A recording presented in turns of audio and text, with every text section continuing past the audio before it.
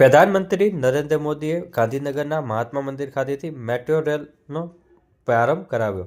વડાપ્રધાન નરેન્દ્ર મોદીનો dream project Ahmedabad Gandhinagar metro rail project જે છે, અત્યાર સુધી ગાંધીનગરના નવા સચિવાલય સુધી મેટ્રો દોડતી હતી, પરંતુ હવે ગાંધીનગરનું capital railway station Mahatma Mandir સુધી જે છે આ મેટ્રો રેલ જે છે દોડશે. વડાપ્રધાન નરેન્દ્ર મોદી જ્યારે જ્યારે ગુજરાત આવતા હોય છે ત્યારે અનેક વિકાસ કામોની ભેટ લઈને આવતા હોય છે, ત્યારે વડાપ્રધાન જે છે આ વખતે ગાંધીનગરના મહાત્મા મંદિર ખાતેથી મેટ્રો રેલનો પ્રારંભ કરાવ્યો હતો. અગાઉ જે છે મેટ્રો જે ગાંધીનગર અમદાવાદ વચ્ચે દોડતી હતી તે હવે મહાત્મા મંદિર સુધી દોડવાને કારણે લાખો લોકોને આનો ફાયદો થશે.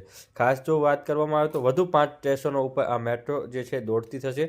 અક્ષરધામ, જૂના સચિવાલય, સેક્ટર 16, સેક્ટર 24 અને મહાત્મા મંદિર સુધી ટ્રેન દોડશે. સાથે ત્યાં આગળ અનેક જે વિદેશી પ્રવાસીઓ આવતા હોય છે, ગુજરાત બહારથી પણ આવતા હોય છે અને ગુજરાતના લોકો પણ આવતા હોય છે, તે લોકો દાંડીકૂટી સાથે ત્યાંથી રેલવે સ્ટેશનની સુવિધાઓ પણ મળી રહે તે માટેની જે કનેક્ટિવિટી છે તે વધુ સરળ અને લોકોને ફાયદાકારક બનશે.